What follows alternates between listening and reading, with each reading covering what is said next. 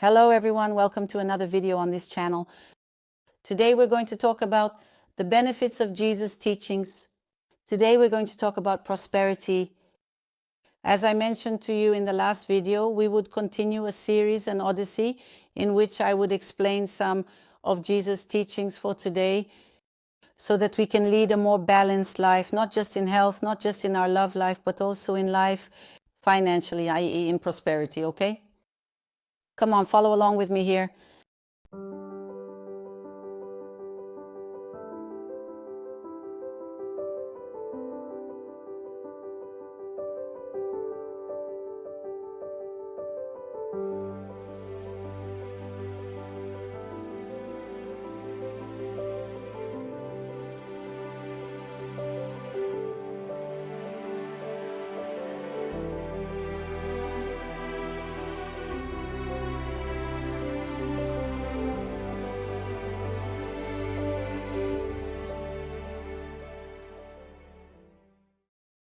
Follow along with me as it appears on the screen for you. Spiritism reflects a lot on the Beatitudes of Christ. These are teachings that bring us healing and help us walk the right path. These teachings are for those who suffer from the pains and persecutions of this world, where in these difficulties we are revealed the comfort and rest for our souls. And when we put it into practice, it lifts the burdens from our conscience, and it promotes healing and liberation from all pains, bringing us comfort from light and wisdom. And as a consequence, they reveal hidden things to free us from what once hurt us. So when we start to notice, reflect, and contemplate the teachings of Jesus, we live in a very complicated day-to-day, very difficult. We always need to keep ourselves in a high vibration. Sometimes you're dedicating yourself, trying to make things go the best way possible. But there's always a neighbor, there's always someone, there's always a call, a phone call for things to go the best way possible. But there's always a neighbor, there's always someone, there's always a call, a phone call. Some situations can cause a person to lower their vibration, to step out of their state of fullness. So there are little hidden things that happen in our day-to-day lives that we need to be aware of. We need to be alert so that we don't get harmed. So, in the next slide, I'm going to start diving deeper into this. Let's go. The teachings of Jesus help us awaken our souls trapped by old laws, which often resonate like a punishment. That's why he spoke in parables, encouraging everyone to draw their own conclusions from what he said. The way he taught was mysterious, but it brought the keys capable of awakening souls from their deep slumbers, breaking free from illusion and lies. And what are in fact these Beatitudes that Jesus taught to the people? We're going to talk about that. The answer is quite simple. They are words of healing and personal ascension, as they work in all aspects of the lives of those who follow them. When we believe in and put these teachings into practice, that energy spreads across the earth. In the quest to heal, enlighten, and uplift all people, what do I mean by that? Jesus came at such a difficult, tumultuous time, so punitive, nothing different from what we experience today. And when we stop to realize, punitive, nothing different from what we go through today. And when we stop to realize he faced financial scarcity, he faced hostility, he faced various situations in which we still go through today. If you look from the past to today, things keep fitting together because they remain the same. Why? Because many are still in a deep sleep. What would that be? Sleep? It's when a person hasn't awakened to life.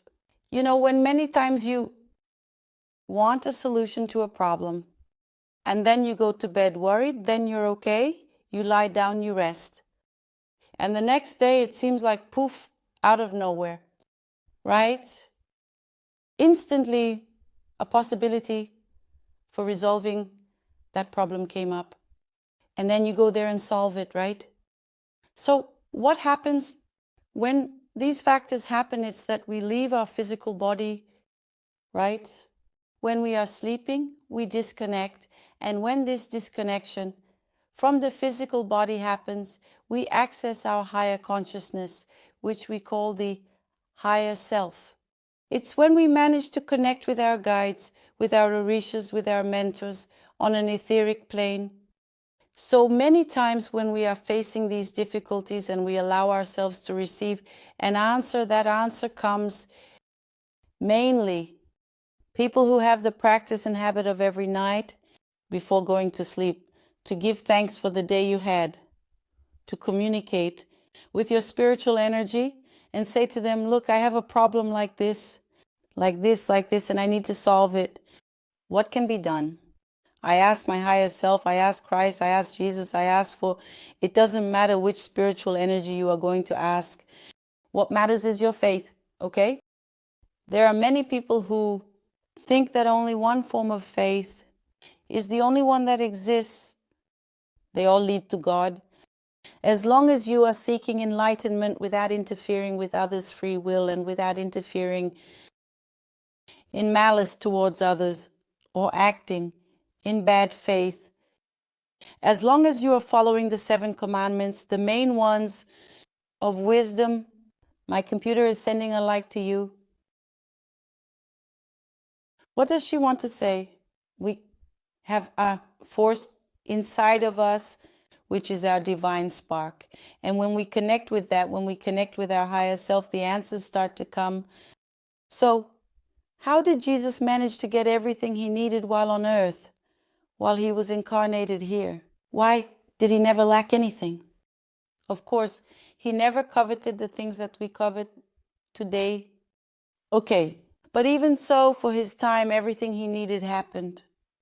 So much so that when he went to preach there, now I don't remember the location exactly. He went to preach to many people, and those people were hungry. Just a boy had 2 fish or 2 loaves of bread. Now I don't remember. All right? I know that Jesus went there and he multiplied the loaves and the fish, and the people were able to satisfy their hunger. In other words, he didn't vibrate in scarcity. He didn't vibrate in fear, in lack, in not possessing, okay? So Jesus' disciples there, they didn't see, but Jesus was completely calm because he was going to multiply and satisfy the hunger of all those people. So in the next slides, we're going to explain better how all of this works. Let's go, continuing on. Let's summarize the first of these teachings of Jesus, the first blessing, the prosperity of the soul, the key to how we can have the greatest riches and treasures that humanity has ever imagined being able to find. When Jesus was incarnated on earth, the people of that time were already going through the same difficulties that we still face today. Because humanity is still a slave to money, which submits to control rules to keep everything in place, and everyone in their proper places, in other words, complaints about poverty, were already happening. For millennia in all the nations of this planet, the message of Jesus that Jesus passed on to us, it was a form of questioning. What would great treasures on earth be worth at the time of our death? When does it come to welcome us? Only in our evolution, light, clear consciousness do we come to have the greatest values of our disembodied soul. All the coins collected throughout our lives are forgotten and passed on to others. Many times we are living our lives here, wanting to leave a legacy for our children, to live a prosperous life so that they don't face difficulties. But oh, what is it worth? What is it worth? What is happening the most these days? The parents who leave the most wealth to their children, to their descendants, what happens? Conflicts. Why does one want more than the other? Or do the children not appreciate the efforts that their father made? So It's not that it's bad to leave a legacy for your child, but not leaving one doesn't mean it's bad either.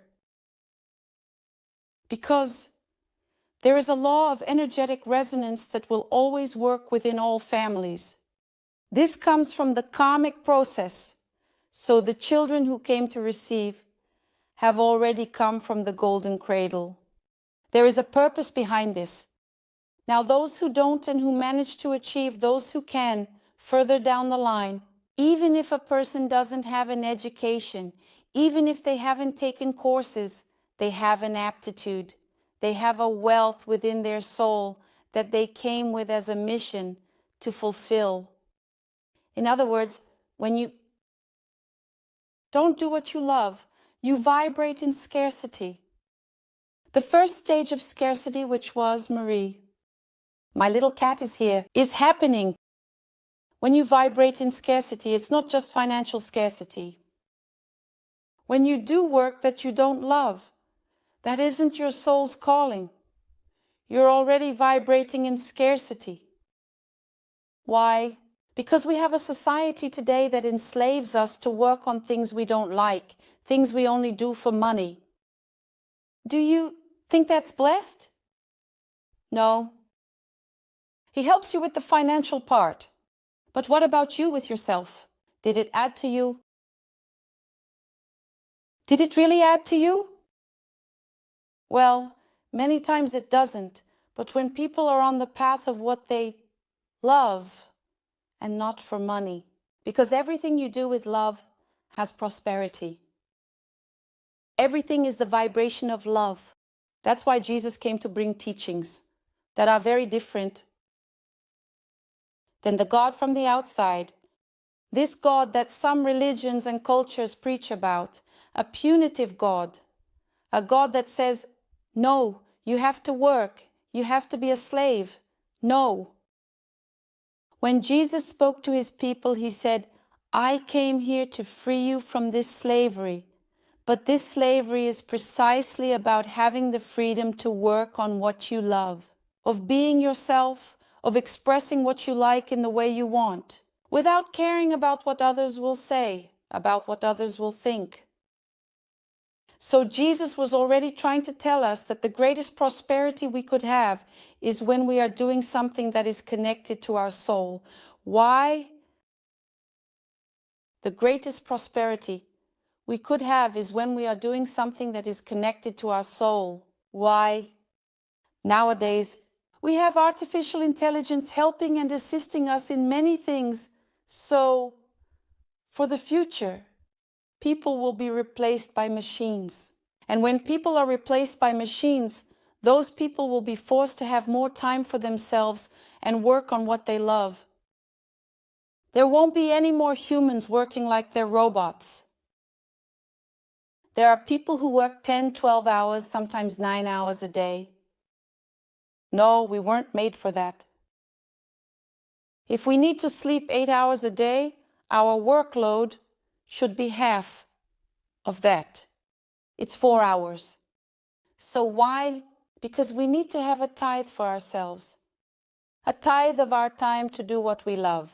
Whether it's for a hobby, whether it's to play a sport, whether it's to do anything that fills our soul, whether it's to bring strength to our spirituality, our spiritual food. So we all have this source of prosperity within us.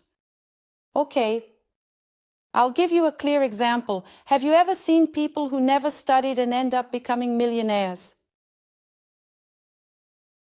That's right, because she had an aptitude within her. She had a talent inside her. She was born with that talent. It's the calling of her life. And even though many times a person may not know how to read and write, they know that she is being guided by her own soul, by her self, by her entire inner being. She is governed by what nourishes her soul. And that's where she finds it, the source of prosperity. Let's move on to the next topic. Regarding this matter, he teaches us that the riches of the soul are the most valuable and desired things in the entire multi-universe. Everything moves towards growth, seeking riches and recording memories. We remember a perfect world with golden grasses and walls of light, where nature was unparalleled. In poverty, financial, emotional, or familial, we lack something, and this lack drives our actions. In our soul, from a time when we lived in a world where everything was perfect, the grasses were golden. The walls were made of light, and nature was in an unparalleled way. When we are in a state of poverty, whether financial, emotional, sentimental, familial, intrapersonal, and so on, we always have a lack of something. And this process of lack leads us to actions and attempts to fill this void. When there is an imbalance in this aspect, the emptiness, the lack grows more and more, leading to addictions of all kinds and attempts to fill that void. When we talk about the number of incarnations we have here on earth, it's because many times we allow ourselves to, this time I want to go as a therapist. This time I want to incarnate as a doctor. In this incarnation, I want to be a teacher. Doctor. In this incarnation, I want to be a teacher. So, this soul is seeking, right? These new paths she wants to explore. This soul is here on a school planet, wanting to experience various things. So, when this person isn't filled with what they like, they feel exactly like they do in that image. It's like something is missing. Why? Because before we were here on this planet, when we were in our civilizations, we had a perfect world. So we are always seeking improvement, even if it's unconscious. We don't remember, right? When we are in the physical aspect, we don't remember, but we long for something. We can't recall what it is. Why do you think there are often people who, for example, I have friends who like medieval clothing? Why? Because she lived in a medieval era. We don't like anything we've never experienced. So there are people who like the Viking era. There are people who like, anyway, from different eras. So we end up bringing these histories with us. So many times we disconnect from what we truly like, from what resonates within us, and we end up vibrating to that command that exists here on earth, influencing us in a controlling way. When she says this, when we are in a state of poverty, whether it's financial, emotional, sentimental, or familial, interpersonal, she says that we are always in search of filling that void. And we end up vibrating to that command that exists here on earth, influencing us in a controlling way. When she says this here, when we are in a state of poverty, whether financial, emotional, sentimental, family, or interpersonal, she says that we are always looking to fill this void. What fills you? What's missing? What is the scarcity that's inside you? What is missing? What is the scarcity that's inside you? What have you tried to do to change this scarcity that hasn't worked? What are you constantly repeating the identical mistake for? Several attempts in the same way, and they're not working. Are you perhaps currently vibrating in the scarcity of options in your life? From a range that the universe has a huge range. Options for you to be able to evolve. Are you being too stubborn about a point that you've already proven to yourself for many years that isn't right? Are you experiencing scarcity with yourself? That's not right. Are you experiencing scarcity with yourself? Of not allowing yourself to be rude, of having excessive pride that prevents you from seeing what's in front of you? That in your way is wrong. Isn't it time for you to open your heart to expand your knowledge and experiences? There are many people who live their whole lives the same way and don't let go of it. But they also don't allow themselves to live other options. You don't allow yourself to self-discover. So we have to realize that there are various types of scarcity in our lives. Jesus didn't allow that scarcity to happen in his life. He was always looking for solutions within himself that happened in his life. He was always looking for solutions within himself. When Jesus was about to perform healings, he often paused, became introspective. He would breathe and sought alignment with his soul. And we need to do that. What is it that I like? What do I want for my life? What can I improve? Today I might be working at a job that I don't like, but I can take a course. I can learn. Suddenly, you might not have the financial means to pay for a course. YouTube teaches you everything, even how to boil water. And you keep seeking improvement. And then you gradually free yourself from a poverty of knowledge. And you allow yourself to live the new. Let's continue up ahead.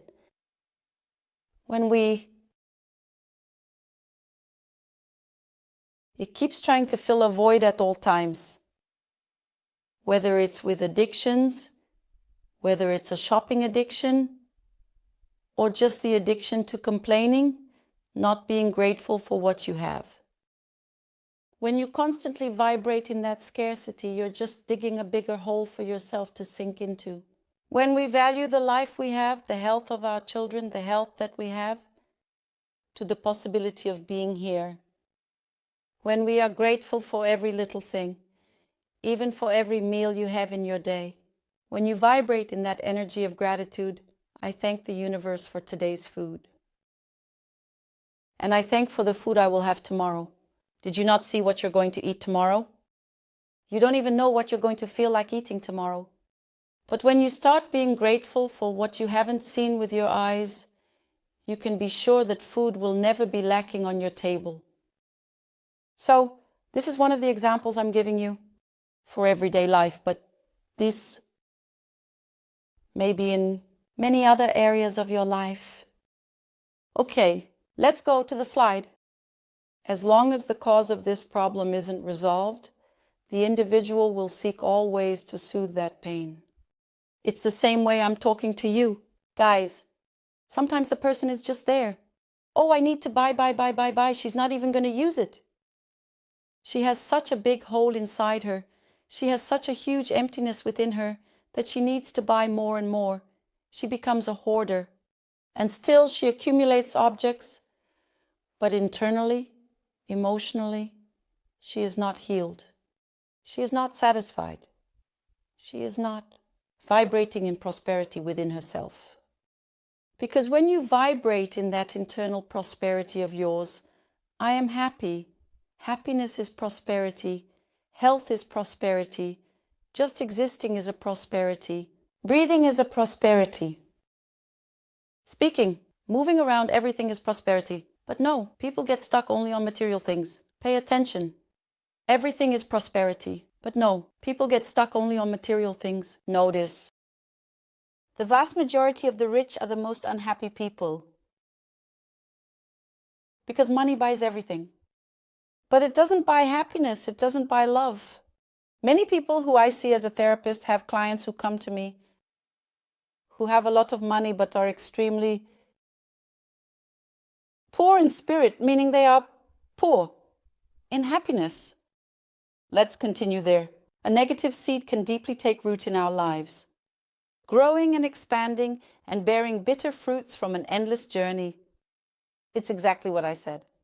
Sometimes you're making a failed attempt, millions of times, because you have a limiting belief and you can't get out of that line. You keep staying in that line.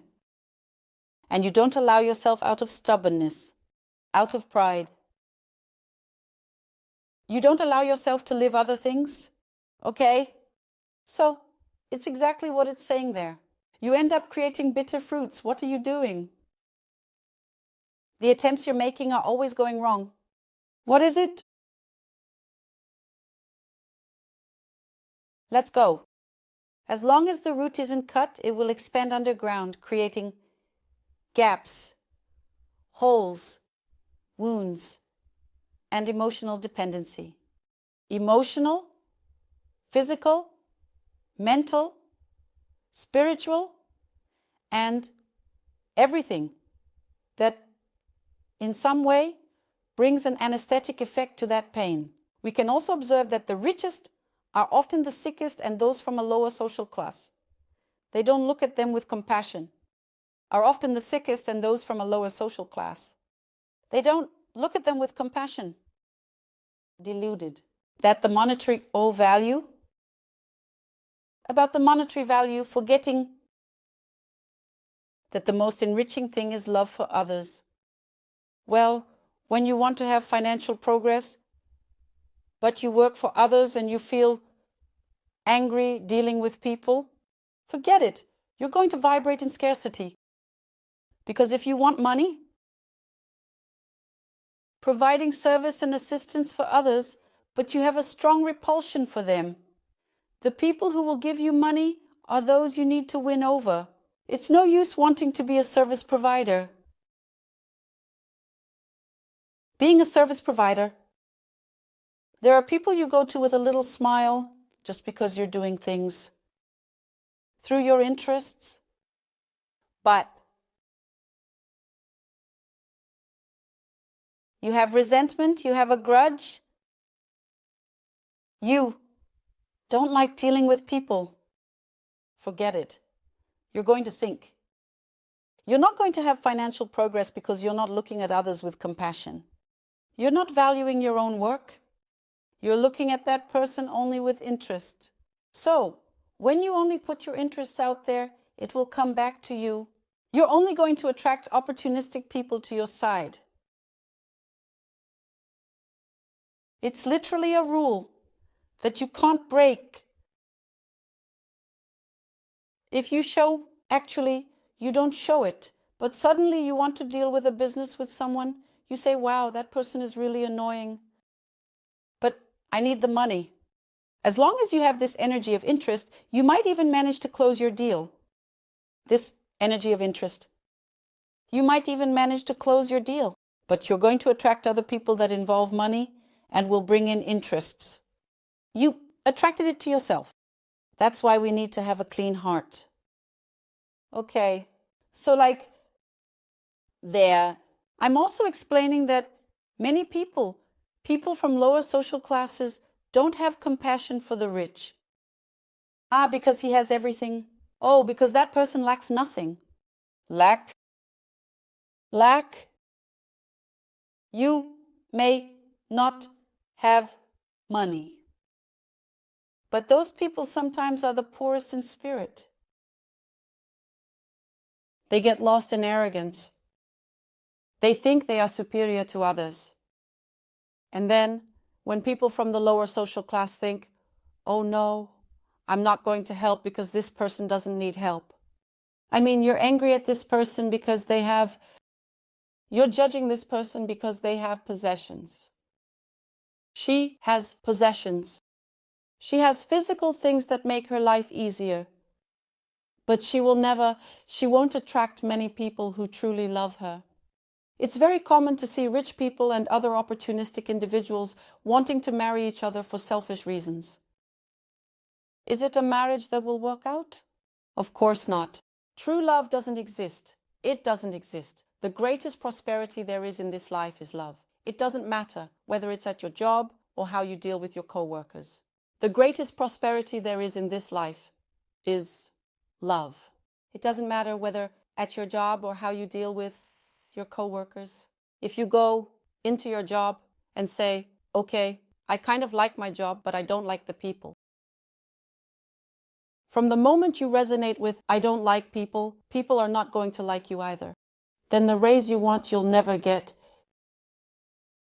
Or when you go to work and you think like this, I'm scared, I'm not very good, I'm insecure. You're going to pass that insecurity onto your boss. You're going to pass that instability onto your boss. Are they really going to feel secure keeping you in this company? Will it be that, who are you going to dedicate your work to? you are showing, in a way, ethereal for this person that she doesn't resonate. You're not going to resonate security to that person. So many times they won't close the deal with you because the problem is internal within you. So this wealth that Jesus talks about is an internal wealth. It's emotional, it's spiritual. It's about you with yourself. It's not connected to the external, because when you are full of love inside you to help others, you can be sure that you will have many clients. When do you think these people need help? Only be material. It's just like the rich. The rich will always want to help the poor with the financial means they have. And no, sometimes a person just needs a kind word of comfort, needs some advice. That's having wisdom. Because a good piece of advice is worth much more than millions, many times. A good piece of advice than millions, many times. Did you notice? So understand that we will not be rewarded here because we are good at what we do. We will only be rewarded here for what we first value within ourselves. Okay? So understand that you have to stop looking outside. Start by looking from the inside. I can't give what I don't have. If you ask me for €1,000,000 today, I don't have €1,000,000 to give you. So how do you do it? So, if I need the universe to give me €1,000,000, I need to vibrate outward, calling for money, prosperity to come to me. I have to pull it in. I have to call it. Just like I do, I talk to my little cat who was walking around here. When she wants something or when I want to give her something, I call for her. So you have to call it to you. So learn that the consequences of when we vibrate outward with scarcity, scarcity goes, that energy goes and comes back. Scarcity again. Pay attention to what you're doing to yourself. Let's go, keep it going. The Beatitudes do not come because the Bible itself explains in the book of Proverbs, honor your father and your mother, so that your days may be prolonged on the face of the earth. When Solomon is speaking, he is not just trying to say of prosperity in life, of days. What does he mean? That you will have everything? When you have judgments about your mother, things that you kept buried in the past and you didn't understand and didn't ask for forgiveness from your mother, when you pointed your finger, when you cursed, when you damned, when you had attitudes as if you were a judge, to punish your own father or your own mother, when you don't have things coherent and forgiven and not seeing your parents as a burden, your mother is the money that stops in your pocket, it's your clients that stay with you. Coherent and forgiven and not seeing your parents as a burden, your mother is the money that stops in your pocket. It's your clients that stay with you. They are the people who will be there bringing you prosperity. So when you have a preconceived judgment against your parents or your grandmother, when it comes to grandmothers, worse yet. Okay, so it's complicated because people always think they are the ones who are right and that they are perfect. Never forget, folks, the best thing your parents could have done is give you life. They are not gods, they are human beings just like you. Many want to be perfect parents, but you won't be able to be. Just like our parents, they weren't either. And that's totally fine. They are human beings. They are normal people. Okay, let's go continue. What would your life be like if you were exactly in the place where your essence would want to be? Doing exactly what brings you happiness, love, and joy. Would you wish to be Doing exactly what brings you happiness, love, and joy. Where I no longer write about money, situations, favors, or the kindness of others. So here comes the answer. When a soul is connected to its life path, everything starts to flow naturally. Everything harmonizes and becomes new. This is the force that takes us out of society's control and ultimately leads us to walk in our journey in search of the everlasting and profound knowledge of this soul. That's why I ask you, what is the value of a life? What is the value of your peace?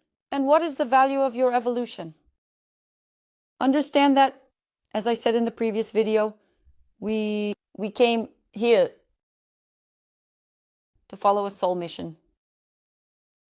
Material achievements will be used while we're here, incarnated, enjoying the things of everyday life. But when you pass away, you only find those things that have a reciprocal affection, love.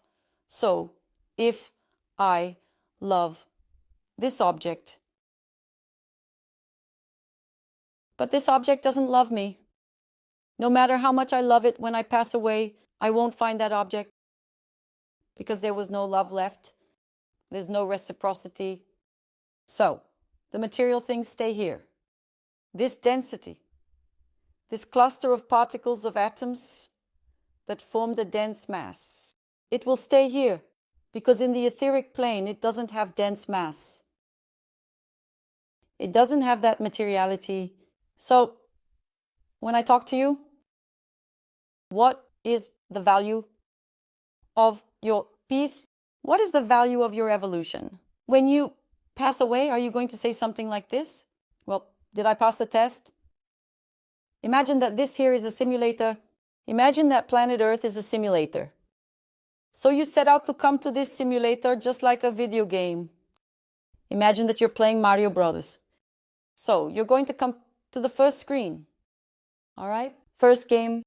So in this first game, you managed to get through the difficulties, but always jumping, trying to survive to reach your final goal for that phase. Once you finish this phase, you will move up to the next level. Maybe I'll put this here as another incarnation, so you have another incarnation, okay? Now I want to evolve my soul more. I've already had the first experience. Now I want to go to the next one. And then you incarnate again. You're moving on to the second phase. You're going to face different difficulties than the first one, okay? It's going to be harder because your soul has already learned some things in the first phase. So you move on to the second phase.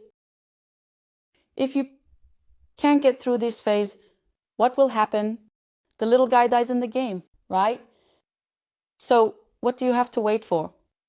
If you've been losing a lot of lives in the game, what will happen? You will have to wait to have new lives. In other words, when this soul didn't understand in several incarnations there, what was that soul's calling? It keeps repeating, and then it will have to spend some time without incarnating to see if it will receive instructions in the spiritual world and say, look, see, you went there and you did it. You were supposed to go to the right, but you decided to go to the left. So, are we lying down again? Okay. Okay. Now I learned, so I'm going to go back there and do it like this. Okay, because it was you who chose to enter this game.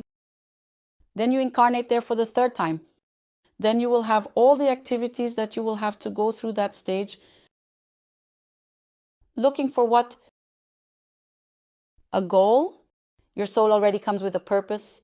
When you finish, when the foundation was born, until you turn 28, when you finish the first phase of your karmic process, we have 3 stages in our life. Got it? From 0. At 28, from 28 to 54, and then from 55 onwards is the final phase. So if by the age of 28, you don't know what you like to do, your profession, what you like in your relationships anyway, a multitude of things that you will discover about yourself. This is what we call self-knowledge. So when you go into that game and you're not connected to your mission, you're just going to be making mistakes.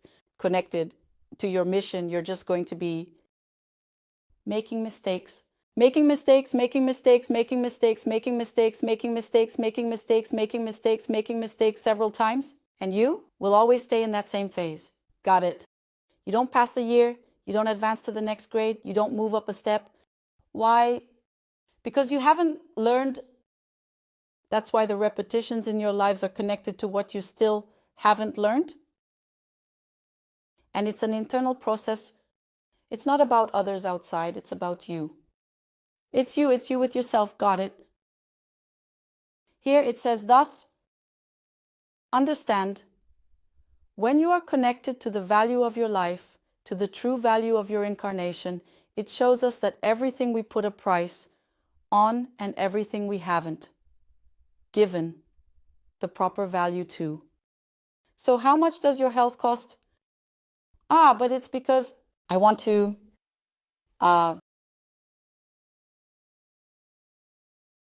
pay all the bills this month. So this month I'm going to have to work more.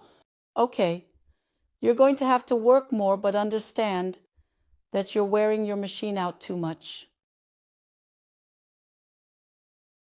So there has to be a balance. You need to pay attention to what you're doing with your machine.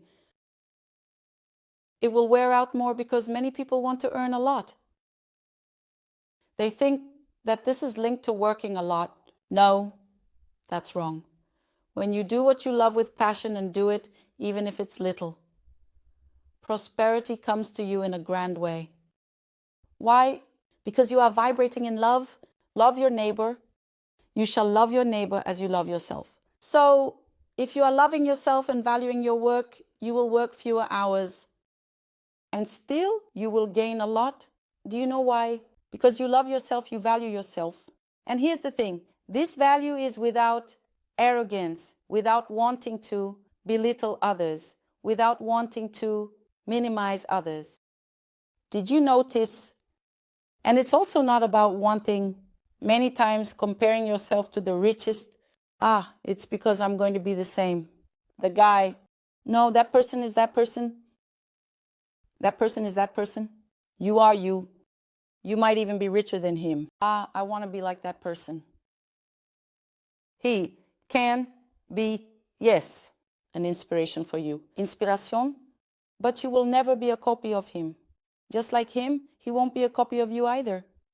Each one with their own aptitude. Each one with their own soul calling. Okay. It says like this, she doesn't bring poverty, but brings gains of the soul. Just like that, it's the consequence of those who seek more and more the improvement of their eternal soul. In constant learning, contributing not only to the world, but also to themselves. What could happen? People, sometimes you came here in this incarnation. Like, for example, I like studying theology. I come here to learn various things, to improve myself in many areas. And then when I pass away, I say, wow, look, I liked what I learned in that last incarnation. We can continue next time because now I want to, right? Now send me there to incarnate in Egypt because now I want to learn some different things from there. So I'm going, filling my soul. When you do what you love, you fill your soul. Do a hobby, have a hobby, have a hobby. I love little stationary things. You can see it here, look. This is my little corner where I do my own therapy. So, yeah. I'm not recording these days in the studio because, well, we're going to have some changes. We're going to change the place. Some things are going to be altered. Anyway, it's a project for the future, and you'll only know more about it later, and it's going to be beautiful. It's going to be spectacular. So what I can say to you is this. Understand that you have prosperity within you, but you're not helping yourselves. You're not looking at yourselves. You're not self-observing. So understand, what am I going to take with me when I pass away? What is knowledge and the wisdom that I'm going to take with me? What will my prosperity be? What will I take? That's good in my baggage. When I finish this journey, when I finish this stage of the game, because the game only ends when you have fulfilled yourself in every way, this stage of the game, because the game only ends when you have fulfilled yourself in every way, obviously some people will choose for each incarnation to evolve something different. And there are others that have already gone through several processes. And you come here and say, wow, but that person is happy, they are prosperous, they have a family, they have this, they have everything, their world is perfect. So do you know how many incarnations that person has been through? Oh, seeking this evolution, how long has that person been trying to become better? How long has she been working to value herself, to recognize oneself, and to recognize oneself as well? Others need to understand one thing. The deficiencies of our brothers are no different from ours. The little friend next to you can make mistakes. Of our brothers is no different from ours. The little friend next to you can make mistakes in element X, but you can be a wanderer in element Y. In element X, but you can be a wanderer in element E. So, no one is better than anyone else. Have humility, be compassionate, and you'll see how many things will change in your life. Let's keep going. Now we realize the biggest secret of prosperity, because it will only become abundant when we do something to improve our quality of life. Just like the other brothers who are in need and poor in affection, compassion, and also respect. Because many people do not respect other people's processes. Many people do not respect that the person is going through their own life process of making mistakes. She has the right to make mistakes. Let her make mistakes. Don't be complicit or a judge. Why? Because you don't know. Sometimes you don't remember how long it's been since you stopped making mistakes. Or are you still making mistakes, right? Because sometimes we think we're doing everything right and sometimes we're not. You're making a big mess, right? When we walk on the right path, everything becomes present. Everything takes shape. Everything materializes. Everything comes to fruition. Everything becomes clearer. Everything turns into kindness and love. Everything becomes whole, and everything becomes light. So, light up your lives, illuminate your paths, illuminate your thoughts, your feelings. Do some self-reflection. Look straight into the mirror and see who you really are. Observe who you are to the world. What are you doing to yourself with yourself? Put your pride aside. Let go. Sometimes let go of arrogance. Put your ego aside. Try to look inside yourself. What's missing? Let's go. I wanted to pick a Bible verse that for me is perfect. The Spirit of the Lord God is upon me because He has anointed me to preach good news to the poor. He sent me to heal the brokenhearted and to free the captives. Book of Isaiah 61. In other words, God has prepared you, anointed you, blessed you to preach good news to the poor. What does it mean to preach good news?